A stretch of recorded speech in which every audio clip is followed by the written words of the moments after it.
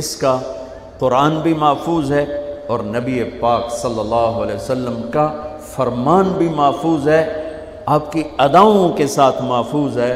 میں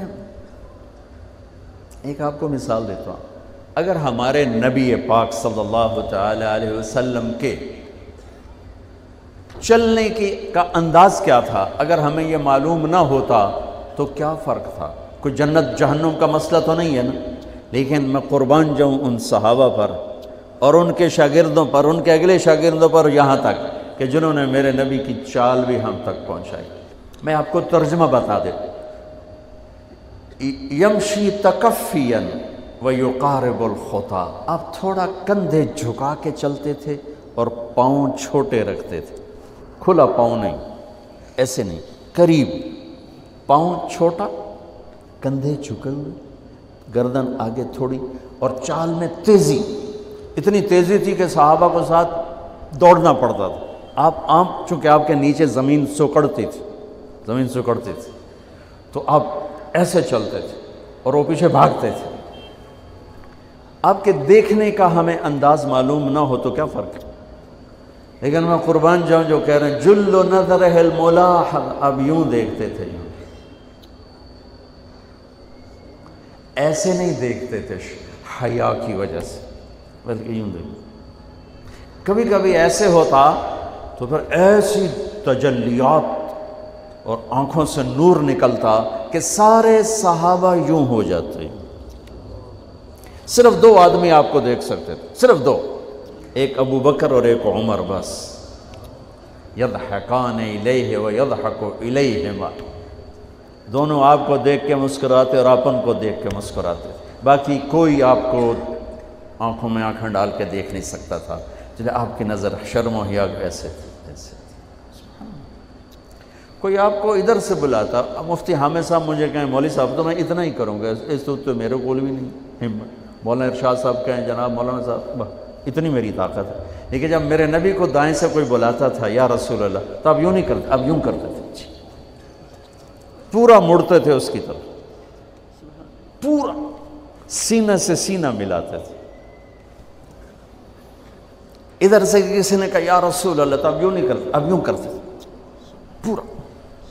میں قربان جاؤں، اس موبائل نے کتنی بد اخلاقی پھیلائی ہے کہ ایک آدمی بات کر رہا، وہ موبائل دیکھ رہا،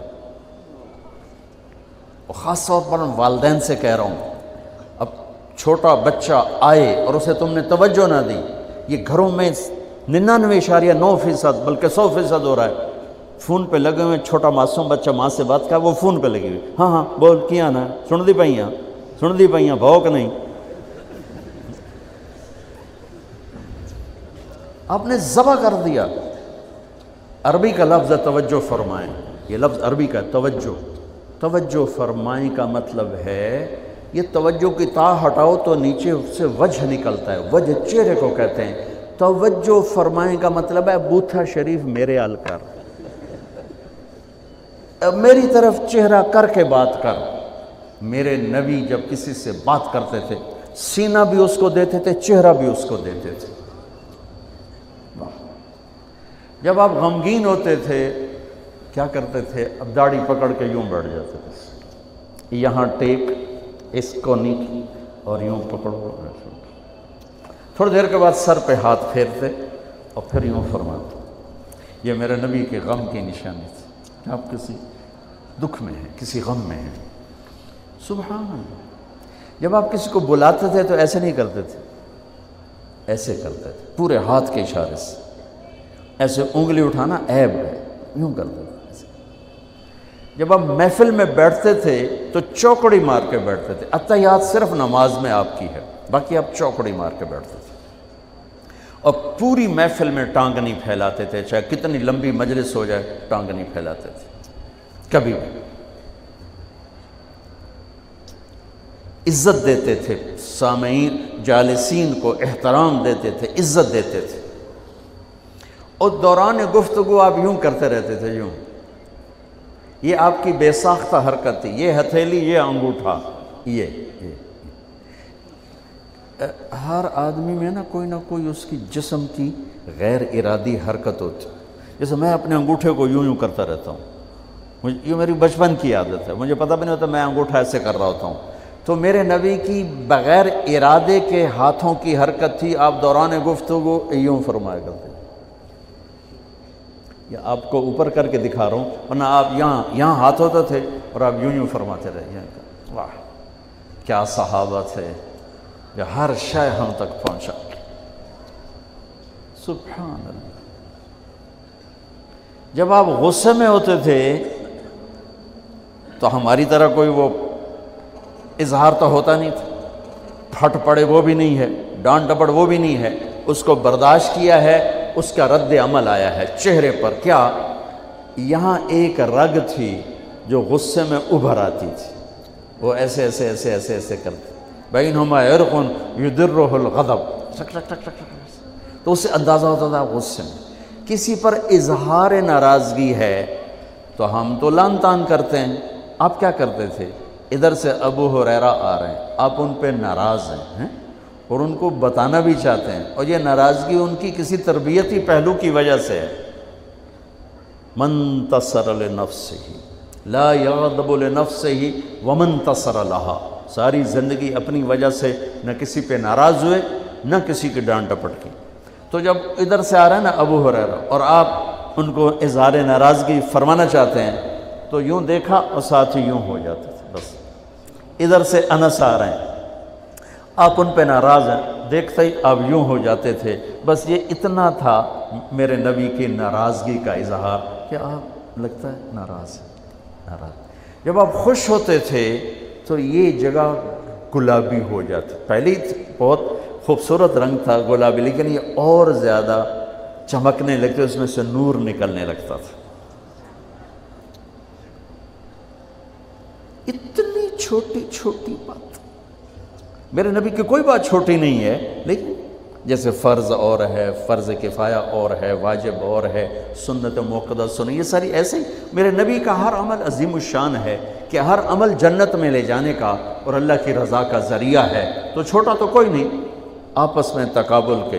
یعنی میں وہ چیزیں آپ کو بتا رہا ہوں جن کا جنت اور جہنم سے تعلق نہیں، عشق سے تعلق، محبت سے تعلق. ہماری جماعت گئی حافظ آباد، وہاں میں وکلاء میں بیان کر رہا تھا. علاقے کے بہت بڑے ذمہ دار آئے ہوئے تھے. کسی کام تو انہوں نے دیکھا تو ساری عدالتیں خالی. تو ان کا کیا ہوا کہ یہ تبلیغ والوں کا عالم آیا ہوا ہے، اس میں سارے چلے گئے. تو اس نے وہ پہلے تو بیٹھا رہا، پھر وہ جو جج کا ریڈر تھا انہوں نے کہا چودھری صاحب ایتھے ویلے بیٹھے ہو اور جا کے گل سن لو. وہ ذرا تبلیغ کو اچھا نہیں سمجھتے تھے، ان کا چلو ویلا بیٹھا سن لو.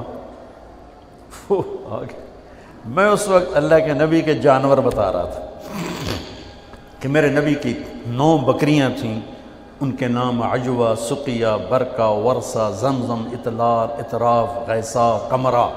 9 بکریاں، 10واں بکرا یم، اور اس میں قمرہ آپ کی زندگی میں مر گئی. یہ احسان عظیم ہے ان ہستیوں کا جو واقعی اس قابل تھے کہ اللہ نے کہا رضی اللہ عنہ، جاؤ میں راضی ہو گیا، جو مرضی کرو میں راضی ہو گیا. سبحان اللہ، واہ. اور آپ کے اونٹ تھے 2 عسکر اور ثعلب، اور آپ کے خچر تھے عفیر اور دلدر اور فضہ، اور آپ کے پاس گدھے تھے 2 عفیر اور یعفور، اور آپ کی اونٹنیاں تھیں عزبہ، جدعا، شہبہ، قصوہ، اور آپ کے گھوڑے تھے لزاز، تراز، لحیف، سجل، سکب، سبحہ، ورد، یعصوب، یعبوب. یہ آپ کے گھوڑوں کے نام. ایک گھوڑے کا نام تھا ورد. کیوں تھا؟ جیسے گلاب کا پھول نمایاں نظر آتا ہے، وہ گھوڑا ایسا حسین تھا کہ گھوڑوں میں نمایاں نظر آتا تھا. سبحہ ایک گھوڑے کا نام تھا. سبحہ، سبحہ تیرنے کو کہتے ہیں، ان لک فی النہار سبحا طویلا. اس گھوڑے کا نام سبحہ کیوں تھا؟ جب وہ دوڑتا تھا تو لگتا تھا جیسے پانی تیرتا جا. خیر میں پھر لمبا چلا گیا. وہ جو تھے نا چودھری صاحب، وہ بیان سن رہے تھے. وہ گئے واپس گاؤں تو اپنے امام کو بلایا، کہا مولانا صاحب ایک مسئلہ دسو کہ اپنے نبی دی بکریاں دا نام کی ہے. وہ آکھن لگا یہ بھی کوئی مسئلہ ہے کہ ہے تو بھاویں نہیں، میں تو اج دس ساڑھے نبی دی بکریاں دا نا کی۔ اسا کہ مسئلہ ہی کوئی نہیں تو میں دساں کی۔ اسا کہ تو اج تک میں نو پٹی پڑھائی ہے کہ اے نبی نو نہیں مندے تے اے نبی دے گستاخ ہیں۔ میں ہونے انہاں دے مولوی دی تقریر سنی ہے، او تا نبی دی بکریاں نو مندیں تو آنا نبی نو نہیں مندے۔ ہون تو جماعتاں نو رو کے میں تنو کھلے پھرے سا۔ پھر وہ ہماری جماعت پوری کو لے گیا اپنے گاؤں، نے 15-20 ہزار آدمی اکٹھا کیا، میرا بیان کروایا ہوا، کھانا ہوا۔ تو میں قربان جاؤں، آپ اسی سلسلے کی کڑی چل رہے جنہوں نے نبی کے علم کو لیا، آگے دیا، پھر آگے دیا، پھر آگے دیا۔